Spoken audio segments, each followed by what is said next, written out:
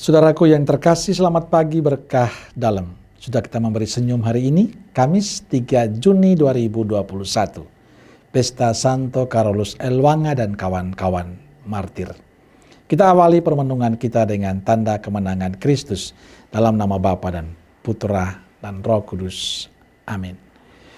Permenungan kita hari ini diambil dari Injil Markus bab 12 ayat 28b sampai 34. Salam sukacita, salam sehat, dan jangan lupa untuk selalu bahagia. Saudaraku terkasih, kisah Injil hari ini bicara tentang seorang ahli Taurat datang kepada Yesus dan bertanya, perintah manakah yang paling utama? Yesus menjawab, perintah yang utama ialah, kasihilah Tuhan Allahmu dengan segenap hati, dengan segenap jiwa, dengan segenap akal budi, dan dengan segenap kekuatanmu. Dan perintah yang kedua ialah kasihilah sesamamu seperti dirimu sendiri. Jawaban Yesus menegaskan bahwa hanya ada dua hukum, yaitu mengasihi Allah dan sesama. Keduanya adalah satu kesatuan yang tidak terpisahkan.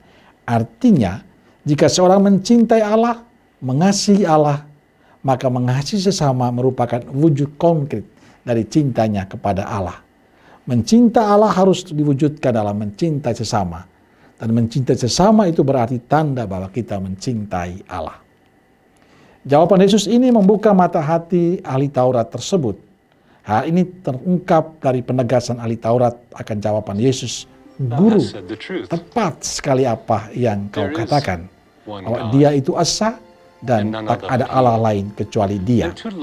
Memang mengasihi dia dengan segenap hati, dengan segenap pengertian dan dengan segenap kekuatan, serta mengasihi sesama manusia seperti diri sendiri jauh lebih utama dari semua kurban bakar dan persembahan. Jawaban ini menegaskan bahwa ahli Taurat ini mengakui bahwa semua aturan dan ritual keagamaan berpusat pada dua hukum tersebut. Artinya jika seseorang hanya menjalani aturan yang berlaku tanpa ada kasih terhadap sesama, maka apa yang dilakukan hanyalah kesia-siaan dan persembahan tidak berkenan pada Bapa. Yesus memuji ahli Taurat ini dan mengatakan, engkau tidak jauh dari kerajaan Allah. Saudaraku terkasih, kasih yang nyata itu ditunjukkan oleh Santo Elwanga dan kawan-kawannya yang kita rayakan pestanya hari ini. Kecintaannya pada Tuhan diwujudkan dengan mencintai sesamanya. Dia berjuang menyelamatkan anak-anak di Uganda dari perbudakan. Anak-anak diajari iman Kristiani dan bersama mereka mempertahankan imannya. Dia tidak meninggalkan mereka, tapi bersama mereka mempertahankan imannya. Inilah cinta yang sesungguhnya. Pertanyaannya, bagaimana dengan kita? Seorang umat bertanya begini, Romo, ibu saya sangat rajin dalam doa. Tidak pernah alpa dalam doa. Dia tekun dalam novena. Semua dilakukan dengan serius. Bahkan dia menjalani misa harian dengan rutin. Tapi mengapa dia tidak bisa menahan dirinya untuk marah? Mengapa dia tidak bisa menahan dirinya untuk menjelek-jelekan orang lain? Mengapa selalu marah? Dan dia tunjukkan itu.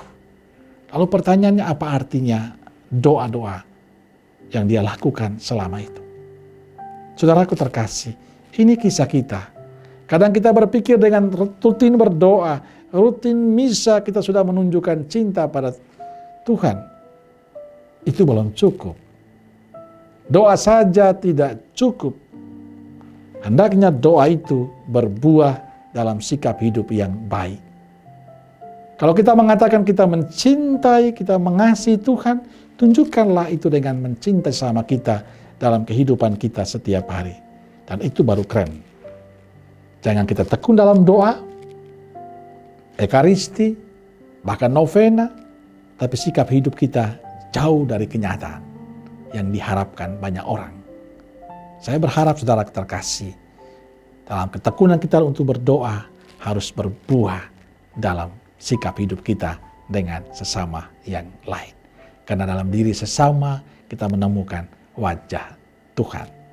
Amin. Semoga kita semua, keluarga kita, komunitas kita diberkati oleh Allah yang Maha Kuasa, Bapa, Putra, dan Roh Kudus. Amin. Keluarga Kudus Nazaret, doakanlah kami. Amin. Berkah dalam.